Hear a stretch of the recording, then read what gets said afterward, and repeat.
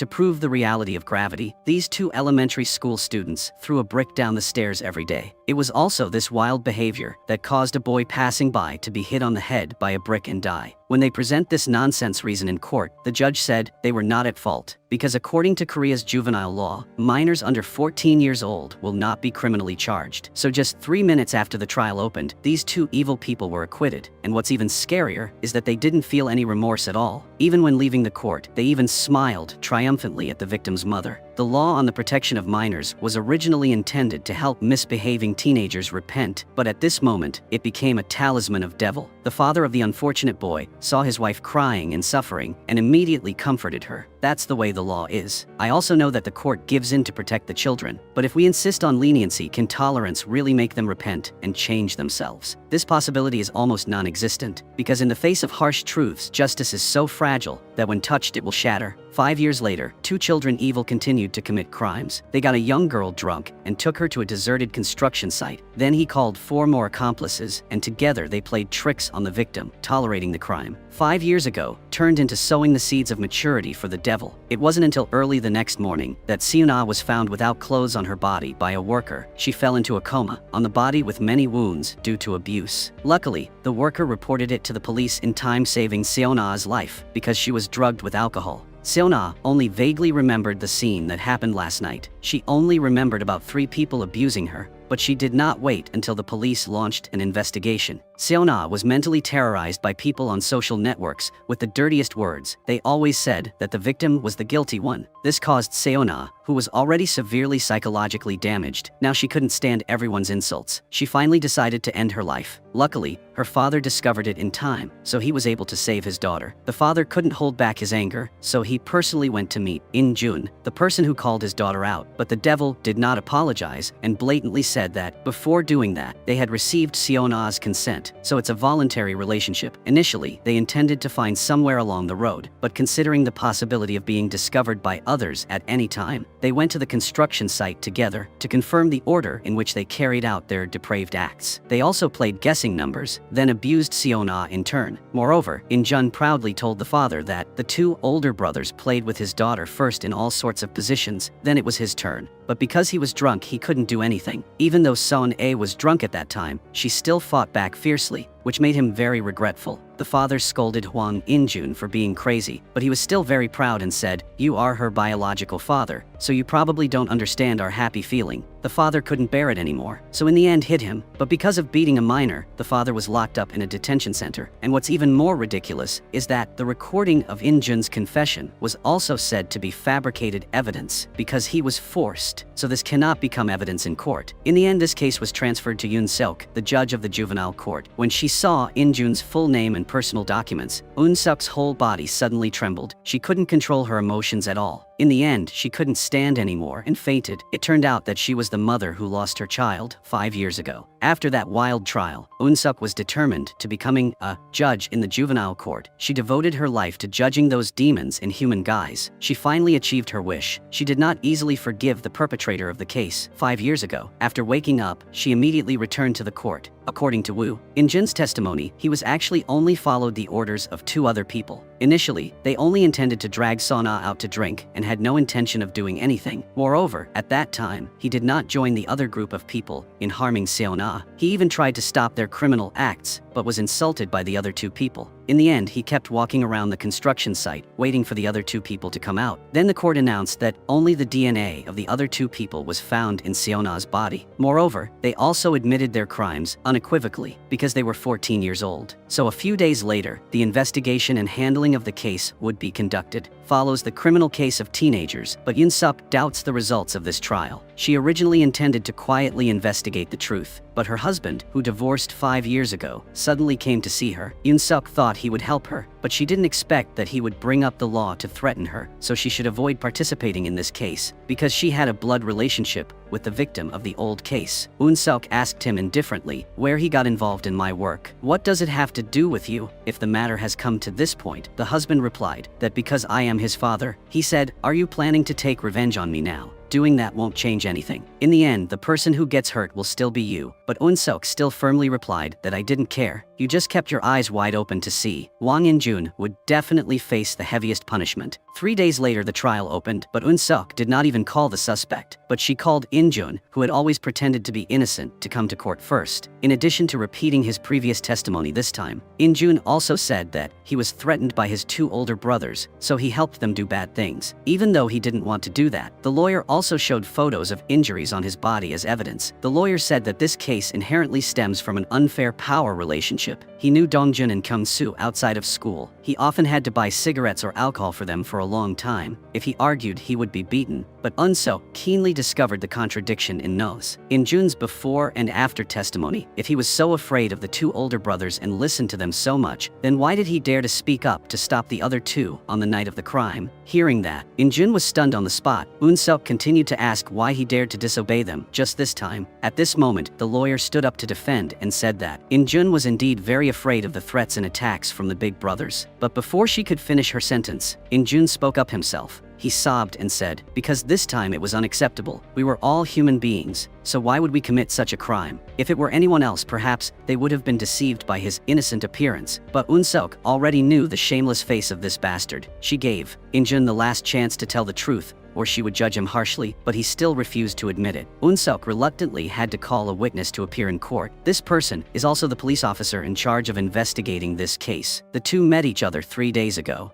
At that time, Eun-seok suspected that there was still evidence other than the perpetrator's DNA, so she took advantage of the quiet late at night to go to the scene of the crime. As a result, she encountered the contractor coming to the construction site every night to park his car, and at the same time, received a video recording of the scene that happened that night, was recorded by the dashcam on this man's car. The video captured the scene where the whole group gathered to drink and then got Sona drunk. After Sona got drunk, the whole group laughed and roared with contempt. They prepared their act of trespassing. The scene was clearly recorded by dashcam. The truth is that all 3 people were, including Won's. In-jun took turns abusing Sona. Furthermore, In-jun himself had malicious intent and was not forced as he initially testified. This time he cannot deny it anymore. Defense lawyers still wanted to deny and say that the video recorded by this dashcam was likely a fallacy, but at this time the other police officer presented documents to prove the authenticity of the video, analyzed by the analysis department. In the document confirming that the video was extracted from the dashcam and there were no traces of falsification. Finally, because of providing false testimony, In-jun was identified as an accomplice, so he will be transferred to the Juvenile Criminal Court for re-investigation and will complete the investigation within a week and open a sentencing hearing. But before the opening day of the trial, Judge Taeju ran over in a panic. It turned out he found new clues from another case. There was still another person involved in that group abuse. This person's name was Do Hyun. Eun-seok did not dare to believe it, because this guy named Do Hyun is the other devil who killed her son. This time, the 2 devils committed a crime together, so she will take this opportunity to settle the debt from 5 years ago, forcing them to pay for their crimes. Unexpectedly at this moment, a woman rushed forward, waved her hand and slapped her directly in the face. This woman said, I warned you, I will definitely find you. You can't hide for the rest of your life. It turns out this person is Eun-seok's ex-mother-in-law.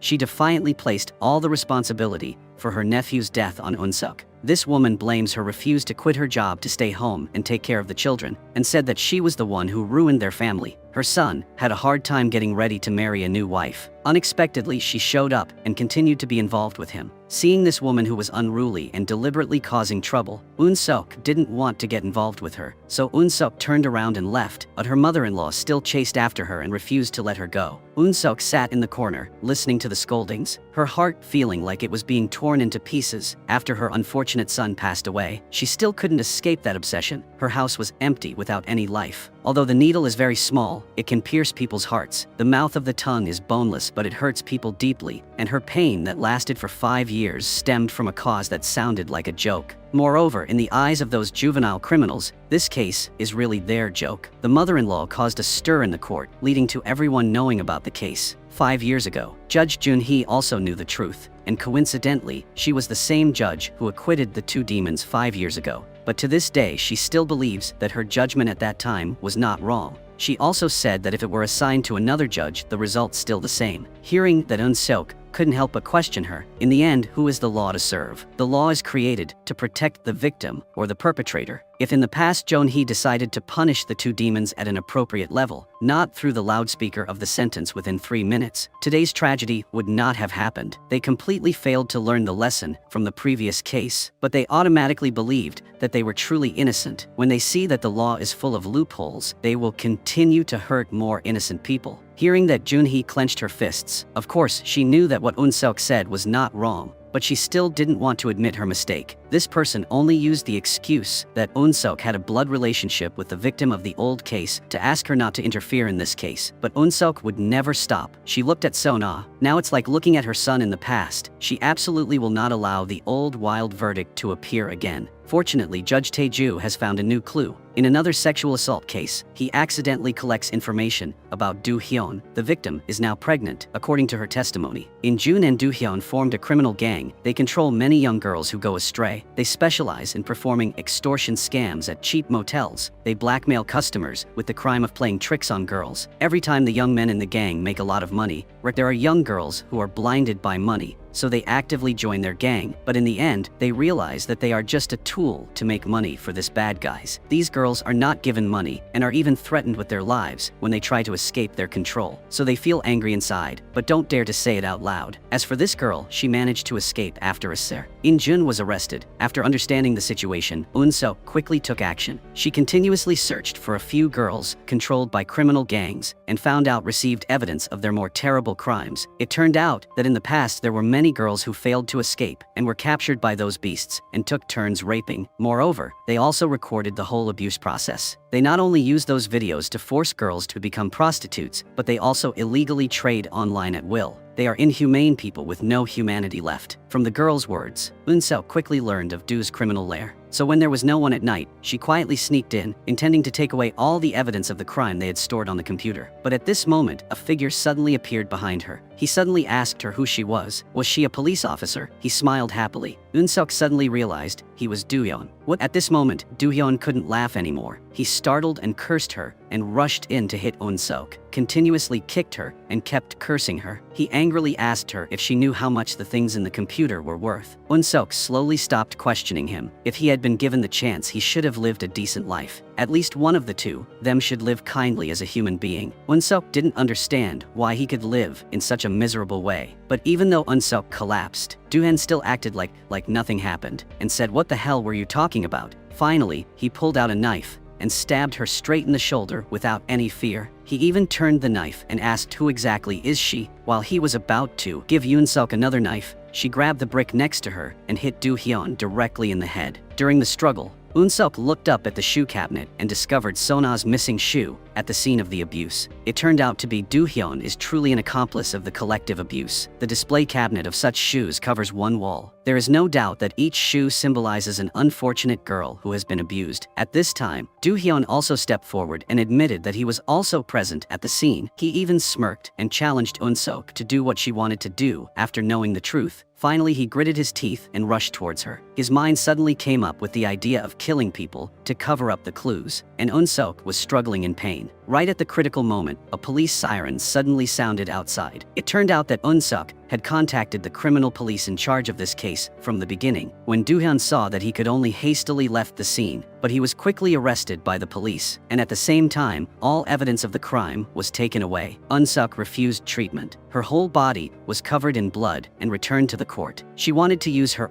body to change Judge Joon-hee's verdict. She told the judge their crimes. She told all about how they had abused the victims and used them to make money. Judge Joon-hee, seeing her collapse in pain, quickly told her to leave. She advised Eun-seok to quickly go to the hospital before she called an ambulance, but Eun-seok endured the pain and earnestly called the judge. Judge Joon-hee, no matter how tough she is, must be touched by this scene. A week later, the court opened the trial. The malicious female lawyer still stubbornly defended In-jun, she claiming that if Son-ah's body did not have In-jun's DNA, then it would be impossible to prove that he committed a crime. She also took out a forged good student certificate to prove that. In-jun, usually a diligent student who is studious and always to help people. In-jun was unfortunately threatened, so, when he received the police investigation, he did not explain in detail what happened. At the same time, the female lawyer also took out photos of In-jun's previous injuries as evidence, and the same was true about Do-hyun. The two immediately turned to push all the responsibility through the two juniors, so that they could bear the blame on their behalf. It was obvious that before attending the trial, the female lawyer had carefully researched the judge's previous trials. Based on Judge Junhee's previous quick trial method, it was very likely this case will also be judged innocent, as before. But Junhee remembered what Eun-seok once said. She played the recording of the confession of the two remaining juniors. Actually, Tae-ju succeeded in inciting them to betray the two seniors. If all available evidence is used to make a verdict, it is very likely that these two juniors, Kang-soo and Dong-jun, will be identified as the culprits, and both may eventually be convicted more than 10 years in prison with a fixed term. But if Kang-soo and Dong-jun now honestly declare, it will be considered as atonement. Both can have their sentences reduced. After hearing this, Kwang-soo and Dong-jun just can honestly declare everything. Dong-jun affirmed that everything was done by Do-hyun. Kwang-soo continued to say that if they did not listen to Do-hyun, he would beat them. He said Dong-jun was also assaulted by Do-hyun. When Do-hyun heard this in the courtroom, he immediately expressed his discomfort. In-jun also began to get angry, seeing that the situation was not good. The female defense lawyer quickly stood up, objected. She affirmed that these words were only a one-sided confession. There was absolutely no direct evidence to prove of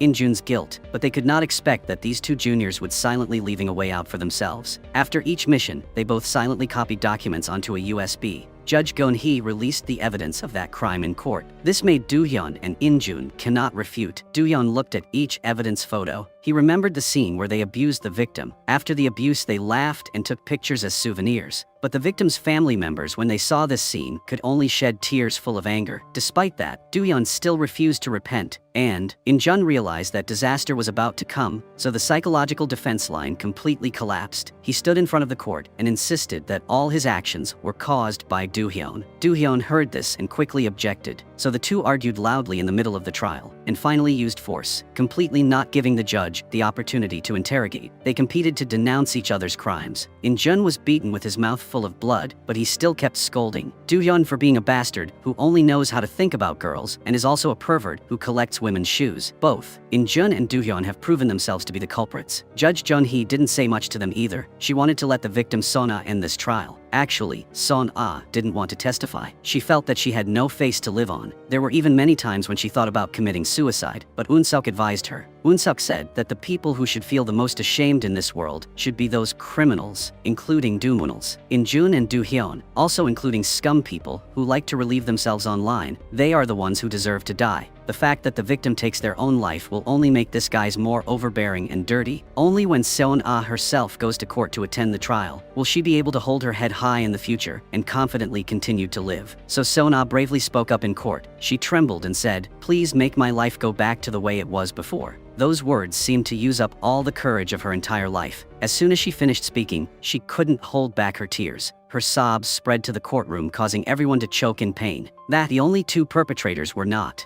In-jun and Do-hyun were finally sentenced to 20 years in prison. Although the process of the case was tortuous and difficult, it can still be considered a complete result. But the pain they left behind will never disappear. The victim has to live with the pain for the rest of life. For example, Eun-seok had to live like a soulless corpse for many years. Even though the murderer who killed her son had been punished, the longing buried deep in her heart had completely burst out at this moment. Looking at each of her son's relics, she cried out in pain. After seeing the photo of her son for the last time, Eun-seok brought all the relics to the memorial house. She burned everything for her son in heaven. Her life must continue. After this incident, Eun-seok was no longer entangled in anything. She buried herself in the trial of juvenile criminals. The next day, Eun-seok received a case of dismemberment that shocked the whole country. A 13-year-old boy tricked a boy. 8-year-old entered the house. After the brutal murder, the corpses braked and threw the body on the rooftop late at night. But strangely, after committing the crime, he ran to the police station and confessed, saying that he had killed someone. When the police heard that, he were extremely surprised. Then he pulled out an axe stained with blood. He said he committed the crime alone. According to his description, the police quickly found the victim on the rooftop, then immediately arrested the perpetrator. This teenager named Sung-woo lived in the same building as the 8-year-old victim. Moreover, the two had never met before and had no hatred at all. Typical for the case of intentionally committing a malicious crime. News of the case spread quickly, attracting the attention of public opinion. Because Sungwoo was not yet 14 years old, so according to Korea's law on the protection of minors, he will be exempted from criminal liability. At most, he will only be sent to a re-education camp for 2 years. This immediately stimulates the people to protest for the abolition of the juvenile protection law, must punish the perpetrator, give life for life. Late at night, Eun-suk sat reading Sungwoo's documents. She discovered that he had dropped out of high school as soon as he entered high school. He had a record of intentionally causing injury many times. He lived a single-parent family and suffering from severe schizoaffective disorder. He had to take medicine to stay awake, and this was very likely to be the reason he escaped crime. Indeed, Eun-suk guessed right. According to Sungwoo's testimony that day, his illness suddenly relapsed. He was panicking, and the other boy came to borrow his phone. Sungwoo tried to stay awake and lead the boy home, but because the children were playful, this boy saw a lot of toys in the house, so he stayed in Sungwoo's house for a long time. The boy insisted that Sungwoo play with him. Sungwoo was bothered by the boy, so he couldn't help but kill people. Sungwoo rushes in and grabs the boy by the neck and tells him to play hide and seek with him. If I haven't found you yet, you have to hide somewhere. If you go out on your own, or let me find you, I'll kill you. The boy was scared, so he had to hide under the bed. But in the end, he was still caught by Sungwoo. After laughing happily, he started committing the crime. He also enjoyed recounting everything in court. This made everyone disgusted and resentful because he knew clearly that he was not old enough to commit the crime, not criminally responsible. So his attitude was extremely defiant. His appearance without panic or remorse made everyone present very angry. It wasn't until the break in the middle of the hour that Sungwoo's mother came to leisurely over. She didn't come to apologize, but as soon as she opened her mouth, she brought up the juvenile protection law. She asked the court to be lenient. Eun-suk angrily asked her, apologized to the victim's family first, and then talked about other things. After that, the victim's mother also came to court. Eun-suk saw the other party's miserable crying appearance and was touched. She couldn't help but get wet eyes. The mother did not have any other requests, but just wanted the perpetrator to receive a suitable punishment. The mother knew that the court could not accept gifts, so she cooked some of her son's favorite dishes to give to Eun-suk. That night, Eun-suk took out that portion of rice and enjoyed it carefully. At this moment, the responsibility on her shoulders seemed even heavier. She stayed up all night studying documents. The next day, Sungwoo went to court again, facing the judge's question. The more he answered, the more impatient he became, as if he wanted to get away with the crime as quickly as possible. So he took out his medical records to prove that his schizoaffective disorder had gotten worse, mental illness combined with being under 14 years old. Sungwoo was confident of winning, but when Eun-suk saw that she smirked, looked straight into Sungwoo's eyes, and said, "He wasn't the murderer, right?" It turned out that the night before, when she read the document, she discovered something unusual, that his schizoaffective disorder syndrome often has symptoms such as auditory hallucinations and hallucinations. Common sense would not be able to afford to do such complicated things alone, as well as the inability to concentrate thoughts. There is no need to mention what needs to be done after killing, such as completing the cleanup of the crime scene. Moreover, has the ability to neatly erase traces, something that even an adult may not be able to do. Yet he can not only dismember and clean up the crime scene, but even complete the disposal of the body itself. This shows that there was definitely a third person involved in the scene, and that was the real perpetrator of the case. Sungwoo, who is not yet 14 years old, can be so arrogant. There must have been collusion from before, and he deliberately stepped forward to confess. This is absolutely not just Eun-suk's speculation, that she checked the camera in the elevator where the crime occurred. They discovered traces of a third person,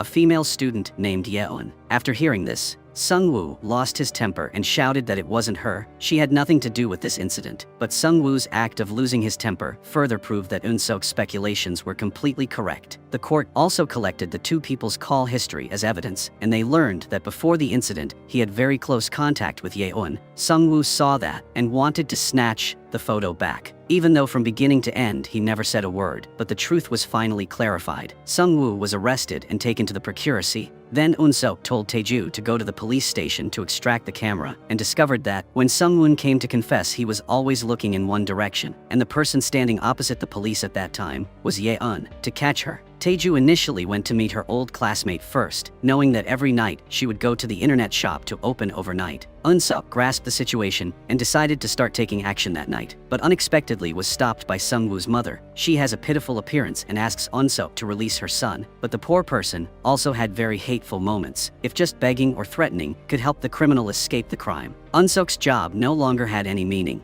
She didn't want to explain too much, then decisively stepped on the accelerator and drove away. Soon, Unseok went to the internet shop and found Yeon. At the same time, she also clarified her identity. Then Yeon also stood up and obediently cooperated. But when she reached the turn, she suddenly jumped out and tried my best to run away. But now running was meaningless. After a fierce chase, Yeon was finally stopped in a narrow dead end. Unseok looked at her with an expressionless expression and cold eyes. Her eyes clearly expressed extreme hatred, which would make any juvenile criminal shudder. Yeon dropped out of school in the 10th grade. Her parents were busy with business and did not want to waste time, so they spent a large amount of money to hire a lawyer to defend Yeon. Through this, it can be seen that behind a minor child who has lost way, often by irresponsible parents, in the face of Unseok's sharp interrogations, Yeon maintained an innocent face and refused to open her mouth because the lawyer had previously told her to use guardianship. Until Yeon saw the conversation history, she remained silent. Unseok had no other choice but to show the surveillance video close to the day of the incident. She asked why Yeon was present at the crime scene area. Han Yeon was now confused and clenched her fists. Her eyes also turned back and forth. She slowly answered, "I just sharing the elevator with Sung-woo." She innocently asked if that was a crime. Although Yeon refused to admit guilt, the truth was that she appeared at the crime scene. So Unseok used the reason that Yeon was a serious suspect in the case. She asked the police to detain Yeon, but Yeon's lawyer quickly came up with a countermeasure. The very next day, she hired a public opinion navigator to slander the court. Also published information that Judge Unseok forcibly detained a minor and denounced her for seriously violating the normal investigation process. And moreover, she also has a negative view towards juvenile criminals. They also think that Unseok is not worthy of becoming a juvenile crime judge. After learning that the chief judge of the juvenile court very angry, but Unseok was not afraid at all. She strongly objected. At least the court must expose the truth. Isn't this the duty of law enforcers like them? If juvenile delinquency after adulthood is even more evil and hurts more people, then who will be responsible? Unseok affirmed that they must let these juvenile criminals know how scary the law is. They need to educate juvenile criminals that if they hurt others, they will have to pay a heavy price. If parents feel sorry for their children and want to protect their children, then the family needs to cooperate with the court. Unseok thinks that this is the reason why she is standing here. She also questioned the chief judge. She asked what wrong she had done that made him so angry that he threw things and raised his voice at her. In response to Unseok's legitimate and sharp questions, the chief judge pointed knowing how to stay silent. Of course, he also knew that what Unseok said was correct. He just didn't want the court to suffer scandal and lose its reputation, thereby affecting the reputation of the judicial department. But justice is in each person's heart. Credibility is built not only on online speech, but also rely on fair and transparent adjudication and adjudication. Unseok said that she will never forgive easily for any juvenile criminal. Then she called Taeju to visit Sung-woo's mother, informing her that there was a third person at the scene at the time of the crime. If she can advise her son to take the initiative to surrender, he will definitely be lenient. At first sight, Sung-woo's mother recognized Yeon. Although she didn't believe it, she still decided to agree because of her son. Soon the day of the trial came. Indeed, Sung-woo had completely changed his old stubborn attitude. Standing in front of the court, Sung-woo said that everything was because he received Yeon's instructions. On the day of the incident, Yeon kidnapped the boy to someone's house. The person who murdered the victim was also Yeon. He only provided the place to commit the crime. Moreover, before that heartbreaking incident happened, he did not know. See, Yeon killed people. Sung-woo was terrified and couldn't believe it. He scolded her for being crazy. He didn't know what to do now, but Yeon said we were both accomplices. We could both live. After hearing him testify like that in court, Yeon completely did not expect Sung-woo to betray her, but the lawyer had prepared in advance for this situation. She still kept the original way of speaking. The lawyer said that Yeon had a very severe delusional disorder. The doctor who treated her even went to court to testify. Even a small incident in life can lead to a recurrence of the disease. They can't control their angry emotions, so they hurt others. Her motive for committing the crime is difficult to confirm. If Yeon was in a state of delusional disorder at the time of the crime, there is no way to convict her. However, there is still another very important question, which is Yeon's delusional disorder syndrome and Sung-woo's schizoaffective disorder syndrome both have the same characteristic, the absolute inability to perform the act of dismembering the body and cleaning up the crime scene. Then who exactly did those things? At this moment, Yeon suddenly called Sung-woo's name and said that it was Sung-woo who asked her did so. He He stood outside the bathroom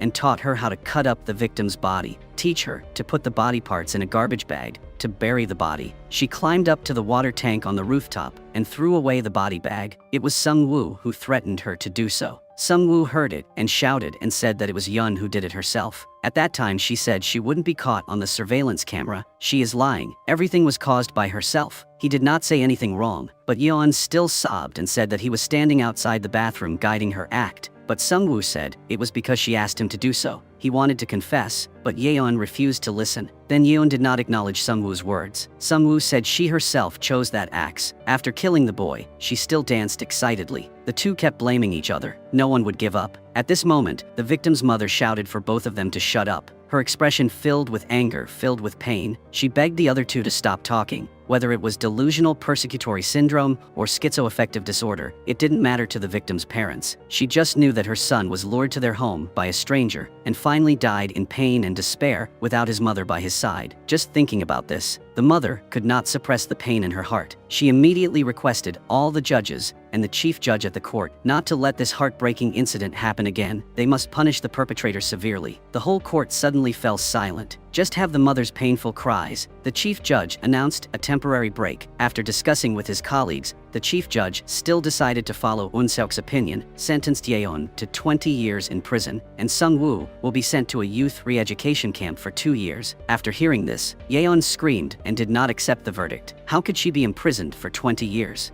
He got mad, cursed everyone, and caused chaos in court, and Sung-woo bowed his head with a regretful expression. Everyone knows that children like Yeon are completely irreducible. Even if she is imprisoned for 20 years, after being released from prison, she will probably continue to become the scum of society. This is also a reluctant aspect of the law, but at least the court has promoted its inherent effectiveness. If parents had taught their children properly, heartbreaking tragedies would not have happened. But just by looking at the fact that until the day of the trial, Yeon's parents still did not show up, you can see what kind of people her parents are. If parents do not try to teach, then the children will never change. Back to the time before the incident. Yeon was sitting alone when suddenly a boy approached her and tapped her shoulder and asked to borrow her phone for a moment. The boy wanted to call his mother. After hearing the boy call his mother, Yeon's face immediately changed. It could be guessed that there was something unusual about the relationship between her and her mother. Perhaps right from the moment an evil thought arose in Yeon's heart. After the trial, Sung-woo's mother went to Judge Tae-ju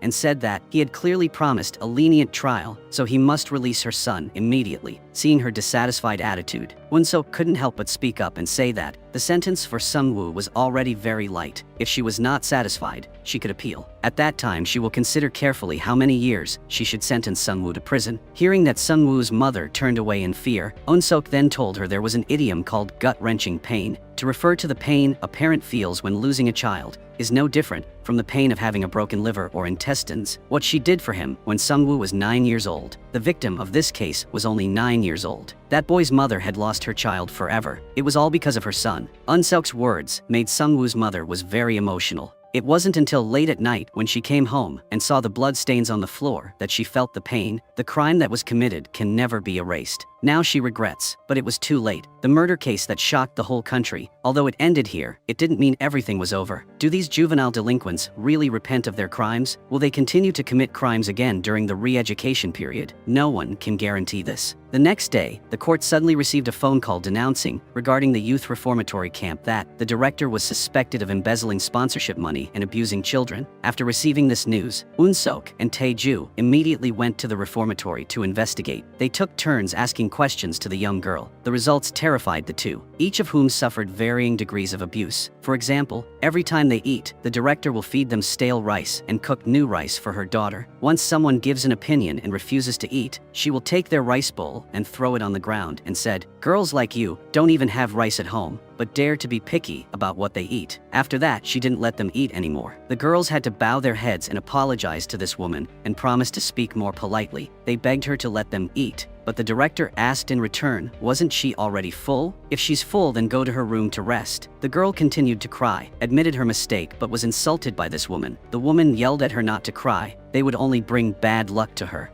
If she dared to cry again, the director would not show mercy. The director immediately asked the girl to go upstairs. Not only that, they were also forced to go to the homes of people in the area to do housework to earn extra income. If they dared to resist, they would be beaten. There was even a girl whose bones were broken and had to be hospitalized, and is still lying in the hospital bed. Although these juvenile criminals are brought here for re-education, it is too much to this extent. Eun-seok and Tae-ju immediately investigated the reformatory's books all night, quickly found evidence of the director's embezzlement of funding. The next day, they called her in for questioning, but unexpectedly, she told a story is completely contrary to the testimony of the juvenile criminals. She has been dedicated to taking care of them for a long time, but the girls are not satisfied, constantly asking to smoke while eating rice. After the director refused that stubborn request, they immediately cursed her and broke the dishes on the table. She asked them what they were going to do. Don't they know how to appreciate food? So a spiteful girl said that she was going to say that the kind of girl they were at home without even eating. Now you dare to be picky about the soup, right? This woman told them not to look at her like that. Her tolerance is limited. So the girl declared that she would not eat, stood up, kicked the chair and left. This woman scolded her to stop eating. She was not qualified to eat. At this time, the director's daughter Kim Ah stood up and said that it was just early in the morning. So what are you doing? The girls imitated Kim A's words while laughing loudly. The director did not dare to do anything to them. In the end, she could only stay silent, cleaning up the piles of things on the floor and having to do housework for the people in the area. Actually, there is a reason. When the construction of this juvenile crime re-education camp was first built, it was strongly opposed by people in the area. Everyone thinks that juvenile offenders should not appear in the area where they live.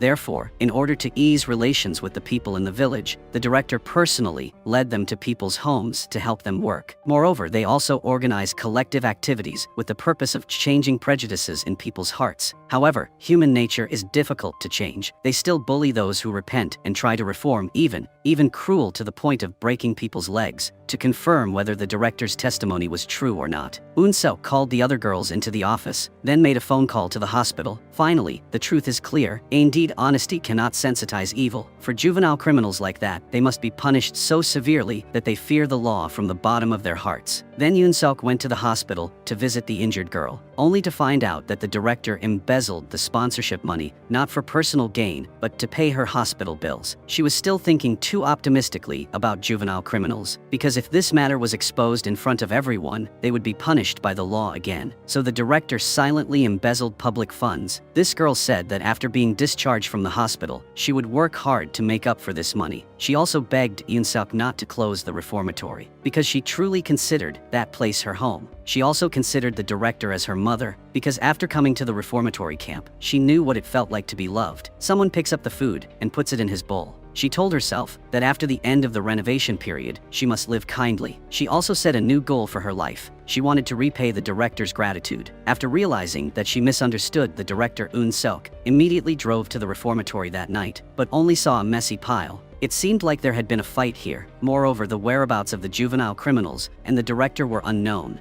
Only the director's daughter, Kim A, is left here. Eun-seok immediately asked the girl what happened. Kim A said her mother had just been taken away by ambulance. Eun-seok couldn't believe it after hearing it. When she learned that the reformatory was about to be closed, the director suddenly became so excited that she fainted on the spot. Because of this, Kim A was overly agitation. She thought her mother had been harmed by those juvenile criminals. She even thought it was because of them that she couldn't see her father. Her mother told her that her father was sent abroad to work and couldn't return. But it was all a lie, because her parents divorced a long time ago. Just because of this place her mother refused to let go, because of this damn re-education center, it was all caused by those bad girls. In a few days, her younger sister had very severe menstrual cramps and was even taken to the hospital. But in the end, her mother still did not go to pick her up, because compared to her biological daughter, who is lying in the hospital room, it is even more important to feed full those spoiled daughters. Every time she considers others more important than her own daughter. Now Eun-seok knows that the denunciation phone call was not called by those juvenile criminals, but Kim A, because of her mother. She wanted to borrow this excuse to close the reformatory. Luckily, the director had nothing to worry about, but the group of juvenile criminals took the opportunity to run away together. After they are no longer bound, the seeds of evil hidden deep in their hearts hearts are also about to explode. Everyone immediately ran to the nearby police station to report the crime, then divided into groups to find their whereabouts. At this moment, a girl suddenly proactively contacted them. It turned out she was one of a group of juvenile criminals who actively ran away. She said that a girl named Young Na forced all the other girls to work as prostitutes at the motel to make money. The call was unfinished. Suddenly, Young Na appeared and captured her. Upon receiving this news, Unseok's group immediately took action, but at this time, the girl was locked in the room. Young Na was still standing downstairs watching. The girl wanted to take this opportunity to escape. Unexpectedly, at this moment, a man suddenly entered the room without saying anything. He immediately used a chain to lock the door. The girl asked him what he was doing and why he locked the door. This man turned around and calmly said that these days there are too many people who take money and then run away. So he had to be careful, taking advantage of the time this man was taking a shower. The girl quickly opened his backpack to look for key. Unexpectedly, she was so scared that she almost screamed, because in her backpack there were only those things and no other items. Not even her wallet had any money. So, the girl had to try to unlock the man's phone to report to the police. But at that moment, the sound of running water suddenly stopped. The girl was assaulted by the man. The man thought she was planning to prank him, so he continuously beat her, scolded her for trying to cheat him of his money. But luckily, Unseok brought the police here to search. They checked each room in turn, and in the room, the girl broke a bottle of wine, threatening this man if dared to take a step forward, she would immediately commit suicide, and then he would have to go to jail. He thought the girl was planning to trick him. He even told her to just stab her. At this time, a voice came from outside the door. "The police are here to investigate. Please cooperate with the police." The girl listened, immediately shouted for help. Seeing that his evil deeds were about to be exposed, the angry man wanted to kill the girl. Right at the critical moment, the police outside heard strange noises in the room, so they promptly broke down. The door rushed in. The man tried to jump out the window to escape, but was immediately arrested by the police. In the end, all the other girls were found and taken away, but Young Na was nowhere to be found. After questioning the girls, the police knew that Kim A knew that Young Na had deep feelings for her mother. So that night, when talking to Young Na, she lied that her mother was critically ill. So Unseok and the director went to Young Na's mother's residence. Indeed, she quickly found Young Na sitting on the stairs. Her face was covered in blood, and she didn't look very well. Last night, she actually came here to find the superintendent. But she was not at all critically ill, and had found a new joy. Moreover, the director was extremely disgusted with Kim A, even though she was his biological daughter. At this moment, there was a voice. A man called out from inside the house, and asked, "Who was it, honey?" Young Na's mother immediately replied that it was nothing. It was probably some senseless child who pressed the doorbell by mistake, then slammed the door right in front of Young Na. BBC, cause she had to live in a family where her parents divorced when she was young, and her mother abandoned her when she was young. Young Na was very deprived of love. She admired the children who grew up in the parents' protection. Her mother's attitude made her unable to contain her emotions. From love to hatred, she immediately ran back and frantically knocked on her door. She was banging on the door and screaming. A man opened the door and asked who she was. Young Na frantically wanted to rush into the house, but was stopped by the man. He scolded her for being crazy. The mother watched her daughter being beaten by her lover without saying a word, even turning a blind eye. Children who are often hurt often tend to abuse themselves. Moreover, it will be easy to commit crimes or blend in with thugs in society, eventually completely turning into criminals. In fact, from the beginning, they know clearly that their behavior is wrong, but still intentionally committed the crime, because they wanted the pain of torturing themselves to also hurt their blood relatives. In fact, the purpose of the other girls, and Young Na, was very simple. They just want to attract the attention of adults, want to let them know their pain. Most of all, they hope that adults will not ignore them. But the results are not as expected. In fact, most criminal behavior all originates from family circumstances. Courts or reformatories only have a supportive effect. The biggest cause of crime in adolescence is still the lack of love. This problem will never be resolved. Unseok hopes that the director will learn from this incident. Don't wait until your daughter also turns into a juvenile criminal to regret it. The director is getting better, returning together with her daughter. She called her daughter name, and then walked over and hugged her shoulder, smiled happily, but still said, "Why should I carry you? Mom is so heavy." So the mother and daughter of the director understood each other's hearts. The mother-daughter relationship gradually grew stronger, and on the juvenile court side, after going through a discussion during the break, they decided to continue opening the reformatory. The group bullying incident and Young Na's incident could not be ignored. The next day, the juvenile criminals were gathered together to hear the verdict.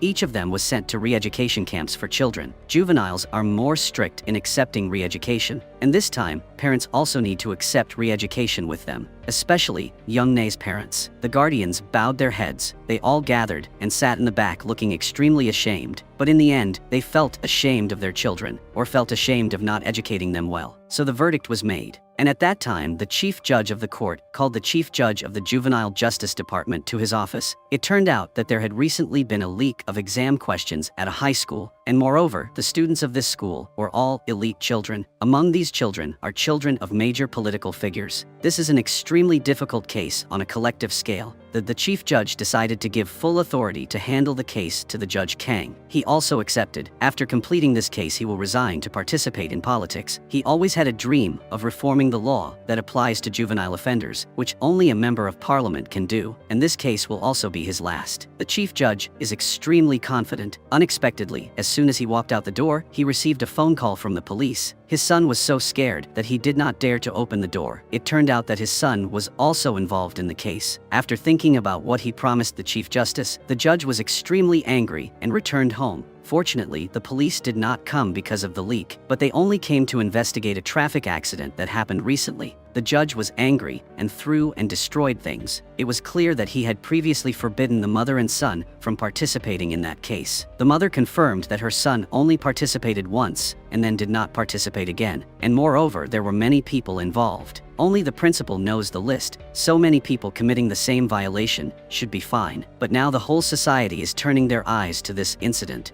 Judge Kang knows that the matter is not that simple. If it is revealed his son's future and his career will be over, the judge angrily asked his son that had warned him before this was an extremely dangerous thing, forbid him from participating. But why did he still disobey his words? He was extremely helpless and seemed to have given up, and there was no way to save this matter anymore. And the mother now realized the seriousness of the matter. She began to scream in pain because she had ruined the future of both her husband and son. The next day, the scandal was posted on the news, and Judge Kang's participation was also announced. But the son Sin-yu did not want to discredit his father, so he ran to the police station to prepare to surrender. Late at night, after Judge Kang went out to eat with the councilman, he received a phone call from the police. It turned out that when Sin-yu was crossing the street, he had an accident and was seriously injured. He is currently in the emergency room, watching his son in a coma and his wife crying next to him. Judge Kang was extremely empty. He suddenly remembered that he had scolded his son to go die on his own and not drag anyone else along. His wife said that this was all his fault. In the past, Chief Judge Kang always compared Sin-yu to his second son. He scolds him for being stupid. He is a judge's son, but is always ranked first from the bottom up. This makes him feel extremely embarrassed. That's why Sin-yu feels extremely pressured, because he wanted to be recognized by his father. He studied very hard every day, but his achievements did not improve at all. At that time, the school knew that he was the son of a judge, so they proactively invited him to participate in the scandal. This led to his only mistake, but since that incident, Sin-yu has felt extremely ashamed, so he withdrew from participating anymore. After all, he is a good child. Judge Kang never understood these things before. Finally, he realized his wrong actions. After that, he went to the congressman and wanted to withdraw from the election, but he was rejected by the other party because for South Korean politicians, an incident like that just happened is very normal and is considered a small thing. If he does not run for office, now the channels will follow him. The councilman asked to quickly resolve the case. Then Judge Kang secretly went to meet the person in charge of the case. He told this person that tomorrow in court he could deny it. At first, the person in charge did not understand what was going on, but on the day of the verdict, after seeing Judge Kang as the judge, he understood that not only were the students and the school denying their crimes, parents even thought that passing the exam was a very normal thing. One parent stood up and explained that in the past, in order to pass Seoul University, one only needed to study hard. But now if a child wants to get into Seoul National University but only studies at school, it is impossible to pass. Therefore, parents need to spend a lot of money to hire graduate students to help their children study. Then they will have to go through dozens of hundreds of exams at school to evaluate surveys. Hearing this parent's words, Eun-seok couldn't help but be surprised. If it was so troublesome, why didn't they refuse? Just let the children study as usual, the parent continued to explain, because the university exam is like a battlefield, and I want to be good for my child. So I agreed to that offer. If I don't agree, there will be other children who will take my son's place. On the rankings, even if the score is 1 or 2 points apart, it is still the top 1 and the top 10. This parent also emphasized that the fact that the children received the test answers is not because the children study poorly, but because they need to spend time to review other subjects, thereby having enough time to fight on the harsh battlefield of life and death called the university entrance exam. The parents' words made those present in court helpless. The more they talked, the angrier they became. And they even asked the judge when the case would end. Because her child still had to attend extra classes, it seemed like they still didn't feel guilty about this. In the end, the Judge Kang quickly ended the first instance trial. He also used his authority to release all the witnesses. This made Eun-seok feel extremely confused. She only asked one question, but did not expect the judge extremely angry. He also scolded her for not knowing how to be moderate. If she kept doing that, he would resign. This made Eun-seok see something unusual. A few days after the trial, a student began to unexpectedly say a clue. He heard with his own ears the principal calling the person in charge to say that there were a total of 24 students involved in the problem. But in the end, it turned out to be 21 students. There are still 3 students who have not been mentioned here, but he could not hear the specific names. There was no doubt that those 3 students were the children of a congressman or someone with some authority, even some children with good achievements, because if considering previous statements from parents, those children did not participate in the exam because they wanted to get high scores, but the purpose was to save time taking extra classes, or maybe these students withdrew from the problem halfway. Eun-seok draws a clue from this. In the end, she found 6 students as suspects. Indeed, in the list she discovered the name of Sin-nu, the son of the Judge Kang. It seems her judgment was correct, but right now she still haven't found accurate evidence. In the third trial, Judge Kang seemed to be even more urgent. He immediately announced that the trial would be expedited, and all requests for witnesses to attend were denied. The prosecutor said there was no reasonable reason to refuse important witnesses, but Judge Kang still firmly refused witnesses. In the end, Eun-seok couldn't stand it anymore, so she announced a temporary halt to the trial. She even announced that because the judge was not following the order of a trial, it would take 1 hour to resume work. This surprised everyone. Afterwards, she was scolded by Judge Kang for daring to overstep her authority. Eun-seok saw this and decisively told Sin-yu's story. Judge Kang was indeed stabbed in the black heart. He loudly shouted at her that there was no evidence. He also threatened her that if she only relied on speculation and accused the incident, he would use every means to counterattack. Then 2 people disbanded in discord, but unexpectedly the next day, Eun-seok reported the incident to the Chief Justice. Judge Kang saw that and wanted to deny it. But at that time, Eun-seok brought evidence. It turned out yesterday she went to visit Sin-yu, who had just woken up. The boy should have been going to surrender himself that day, but suddenly felt that doing so would affect his father, so he did such a stupid thing. He felt that he needed to die. Eun-seok convinced the boy, everyone will make mistakes, but the important thing is the corrective action after making that mistake. These words of hers had a great impact to Sin-yu. In the end, Sin-yu admitted everything himself. Eun-seok presented evidence in front of everyone. This made Judge Kang unable to say anything more. The chief judge gave him 1 day to pack up and proactively resign. But this does not mean that Judge Kang is a bad person. Judge Kang's purpose is to enter the political world, reform the law for minors. The result of idealism is, for a person who is likely to develop the judiciary to be forced to resign, Judge Kang had to entrust the task of reforming the law to a good person like Eun-seok. At the same time that the last trial took place, he quietly left. Only Judge Tae-ju came to see him off, and at the same time took out a photo. It turned out that he had also been a juvenile criminal in the past, and was also one of many who received help from Judge Kang. He started talking about the first day he took office. The judge also said he recognized him from the first time they met, and the judge was also extremely grateful for him has become a good person. At this moment, Judge Tae-ju bent down to tie the shoelaces for Judge Kang, just like the way he tied his shoelaces when he was a juvenile criminal. His appearance, when the judge's words made him remember and never forget. He always seemed to remember all this man's kind and helpful actions towards him. The 2 of them said their final goodbyes together in an emotional way. Judge Kang reminded him to absolutely follow the righteous path and not make the same mistakes as me. Then he also left. Judge Tae-ju bowed to Judge Kang for the last time, showing his respect and reverence. Judge Kang left Eun-seok a letter. In the letter he said that he actually didn't hate her, just sometimes he was a little angry, but he saw that Eun-seok's words were not wrong, and her actions were even more not wrong. He hoped Eun-seok could continue to become a good judge. He also hoped that she can complete his unfinished career, can carry out legal reform for minors in the future. This is the end of the movie. Goodbye and see you again in the next videos. Follow on channel.